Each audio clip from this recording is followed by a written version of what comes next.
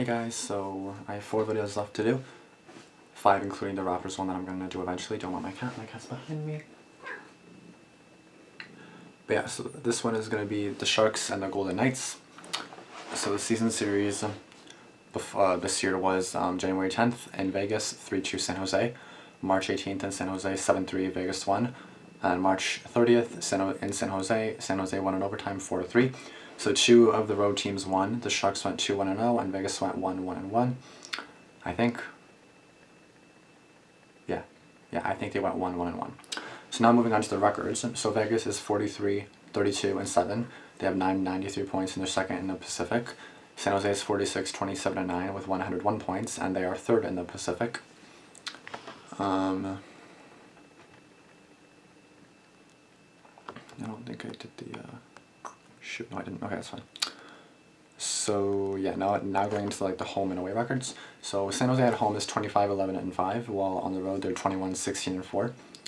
For Vegas, at home they're 24, 12, and 5, and on the road they're 19, 20, and 2.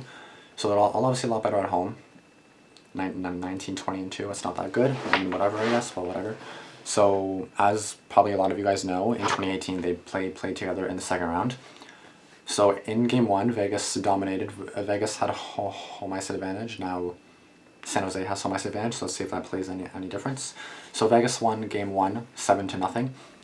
San Jose was able to win Game 2 in Vegas in double overtime, 4-3. Then Vegas won in San Jose in Game 3, 4-3 in overtime. I think just normal overtime, not a double. Game 4, San Jose was able to do a 4-0 shutout win to make it a 2-2 series. But then Vegas ended up winning in Vegas 5-3, and then Game 6 in San Jose, they shut out the Sharks at home. So they won 3-0, so Vegas did take the series in 60 games, 4-2. So coming into the series, Vegas is 1-2-0 in the final 3. They had a 3-1 win at home against the Oilers, a 4-1 loss at home against the Coyotes, and a 5-2 loss in LA.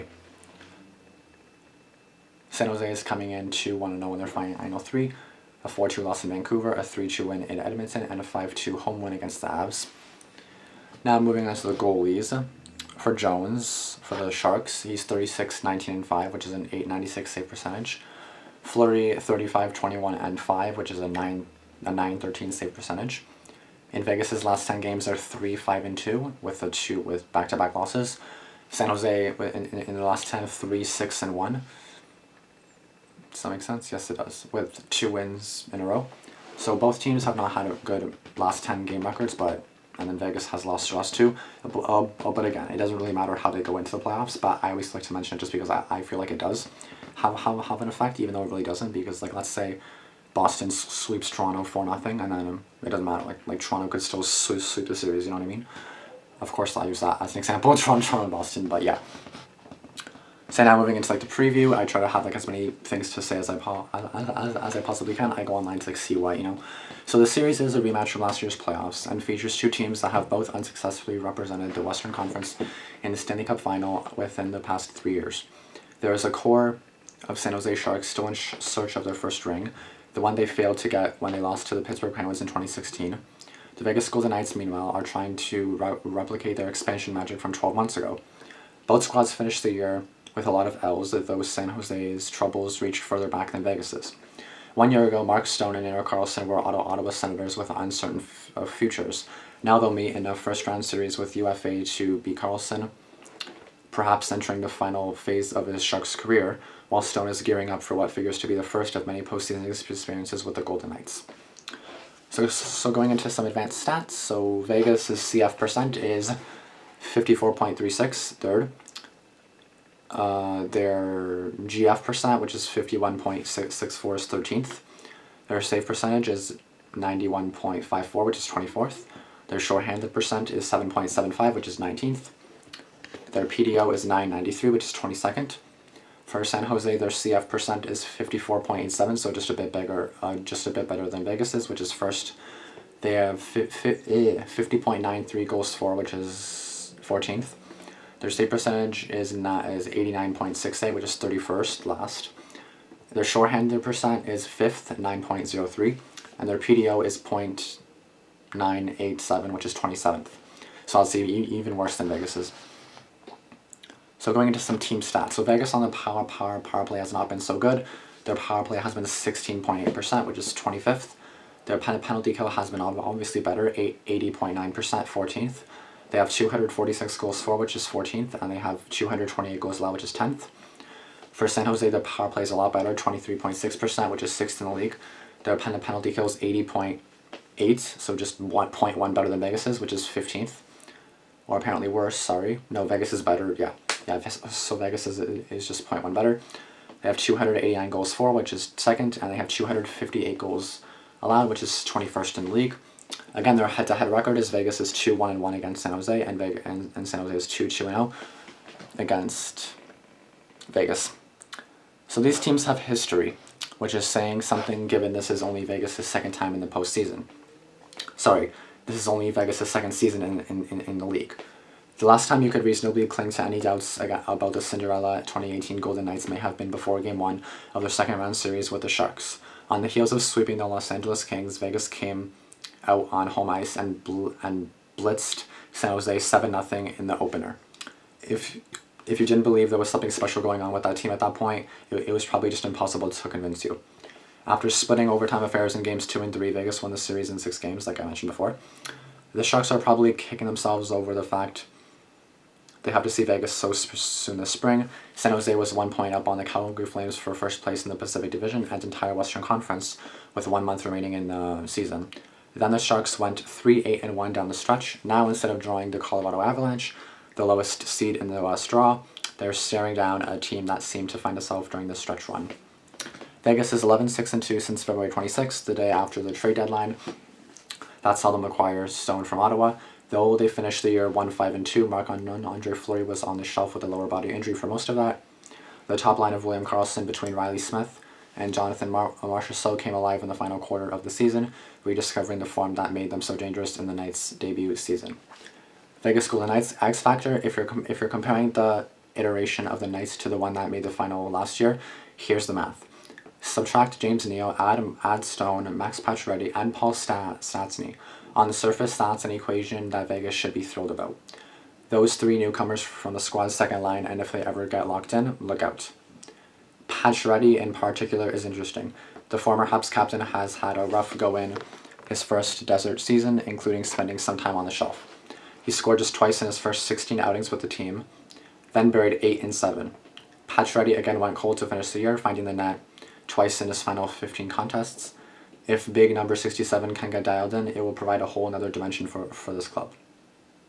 Fleury's health has to be at least a slight concern, given he missed a couple of weeks before coming back and allowing 4 goals in each of Vegas' final 2 games. That's only 2 games, but it's still bad. 8 goals in 2 games is not good. So moving on to the San Jose's X Factor. Calling it an X Factor might actually cost San Jose. San Jose's goaltending in too much of a positive light because the term implies things could go either way. The way it's been, we should incorporate a kryptonite category for the Sharks' crease. Since March 1st, Martin Jones' even strength save percentage is .897, ranking him 52nd of 58 goalies who played at least 3 games over that stretch. Aaron Dell, the backup, is at .879, good for 58th. That is some kind of stinky. Okay, that's not. For what it's worth, Jones' career postseason save percentage in 40 games is .926. The true X Factor could be Karlsson. By the way, if this was a Karlsson competition, San Jose wins 2-1. Eric and Melker to William. The roving blue liner was basically hampered by a groin injury most of the second half, finally sitting out from late February until the final game of the season, when by his own account he didn't really push things while playing 22 minutes. If he can return to his comet-like self, it brings an entire other dimension to San Jose's attack. So some key injuries for Vegas. Eric Holla, which is lower body, and he's out. And for San Jose, Timo Meier, which is undisclosed, also day-to-day. So just like another site that I got some information from, so this may kind of be like a repeat, but the Vegas Golden Knights have been in the NHL for 2 seasons, but they already have a rivalry brewing with the San Jose Sharks. The Golden Knights defeated the Sharks in 6 games in the Western Conference second round last season, outscoring them 22-14 on their way to the Stanley Cup final. Each team has bolstered its roster. Vegas added forwards Max Pacioretty, Paul Stastny, and Mark Stone, like I just mentioned. San Jose added defenseman Erik Karlsson and forward Gustav Nyquist. The keys for Vegas will include avoiding San Jose's power play and keeping Carlson and defenseman Brant Burns from showing their Norris Trophy skills. Now, just skipping a little bit because I already explained a bunch of that, so some game breakers. So for the Sharks, Carlson was acquired in a trade with the Ottawa Senators on September 13th to be a difference maker. The last time he appeared in the playoffs was 2017 when the Senators went to the Eastern Conference Final and he led them in scoring with 18 points, 2 goals, 16 assists in 19 games. For the Golden Knights, center William Karlsson has 18 points, 10 goals, 8 assists in 16 games against San Jose with Vegas, including 8 points, 3 goals, 5 assists in the second round last year. A little more in depth with their goaltending. For the Sharks, Martin Jones' save percentage in the regular season was .896, second to last among goalies who played at least 46 games. Jonathan Quick with .888.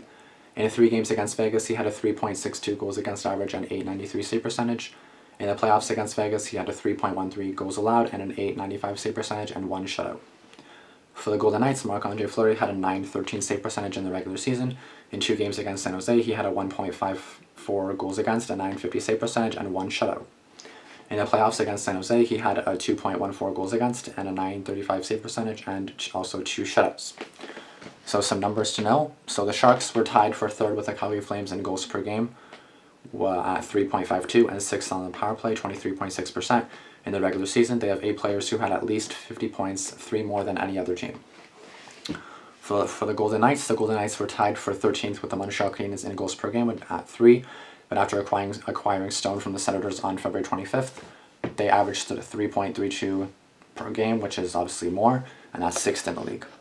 So I already told you some injuries. So the Sharks coach, Peter DeBoer, said, "I thought Fleury was exceptional last year, and I think he's a big part of their team. I think you have to be able to get some pucks behind him. I think obviously the picture is a lot bigger than that, but I think that's probably the one thing that jumps out. When he's in the lineup for them, they're a different team." For the Golden Knights, forward Jonathan Mochesau said, in the Pacific, we're 2 pretty good teams, I think, and are going to be 2 good teams for a couple of years in front of us. It's definitely going to be fun. They have a lot of great players. On paper, they probably have one of the best teams in the league with the Tampa Bay Lightning, so it's going to be a very good challenge. So now, who will win if? So the Sharks will win if Jones gives them decent goaltending, they're clean through the neutral zone, and they defuse the Golden Knights' forecheck and break out of their zone efficiently. Their strength is their offensive punch in Burns and Carlson on the back end and the depth up front. For the Golden Knights, Fleury continues to give them an advantage in goal. They force the Sharks into mistakes by attacking in transition and dominating on the forecheck, and they stay out of the penalty box. That not only avoids the potent Sharks power play, but allows them to roll all 4 lines. They're at their best when they come in waves. So that's what I have here. I didn't necessarily write a prediction. I have no idea why, but it should be one hell of a series. Of course, I'm going to consider the last series, which Vegas did 4-2. But because San Jose has a power play, I'm tired. Today's like really nice outside. By the way, it's like 17 degrees and stuff. I went biking, and I don't know why I'm telling you this, but yeah, it's just so nice today, and I love it. Like, oh, I fucking love it so much. I'm finally able to wear short sleeve and everything. But anyway, back onto it. So my prediction, I have no idea. I say it's going to go 6 to 7 games once again. Again, San Jose does have the home ice this time, and I do not know why I did not tell you what games 1 and everything will be. I didn't even write it down for some reason, even though for every other game I did. I just forgot probably, but I'll tell you guys that right now. Just 1 second. I know game 1 is going to be on Wednesday. So game 1 is going to be Wednesday, March 10th at 10:30 p.m. Game 2 is going to be also in San Jose at 10:30 p.m. on Friday night. Game 3 is going to be in Vegas, sorry, at 10 p.m. on Sunday night. And game 4 is going to be in Vegas, not Golden State or Golden Knights. So it's going to be in Vegas at 10:30 p.m. If necessary, game 5 will be in San Jose on Thursday. Again, if necessary, game 6 will be in Vegas on Sunday. And game 7 will be in San Jose on March 23rd, which is April 23rd, sorry, which is going to be a Tuesday. So those 3 games, time to be determined, because we don't know yet if that's necessary. So those games are yet to be released, but it's gonna be some pretty late games, 10:30, 10:30, 10, and 10:30. So a majority of them are 10:30 starts, which kind of sucks because I probably won't be able to watch because I do go work now. tomorrow was actually my first day of 4. But the good thing is, every day I end at 6:30 the latest, so I can probably watch every playoff game, which is awesome. Which is, yeah, awesome. So, I don't think there's too much else to say. Let me know what you guys think of this series. Like, who do you think is going to win? Do you think I'm right? Do you think Vegas will win? Well, I didn't really give a prediction, but maybe San Jose will finally pull through. But we'll see. We'll see. They definitely came back after that 7-0 win. A loss. They came back at least to win in double overtime, which is good. So I definitely think they have a chance. If it went to 6 last year, they can definitely do it this year. They just have to try harder. And because I think Vegas is a little bit less good than last year, so maybe that has an advantage. I don't know. But Marc-Andre Fleury and that definitely is definitely a good thing for the San Jose Golden Knights. Sorry. So yeah, that's basically all for that. All that is for that. It's really hot in this room, dear Lord. But yeah, let me know in the comments what you guys think. How many games is this series going? I don't know. We'll see. But yeah, I'll see you guys in my next videos, which I'm gonna be doing. I'm gonna be doing 3 more videos. My next video will probably be Toronto-Boston because that one's gonna be a great series. I'm pretty sure everyone's gonna want to watch this video or that video because obviously, yeah. But yeah, enough talking. I'll see you guys in the next video. Thanks for watching.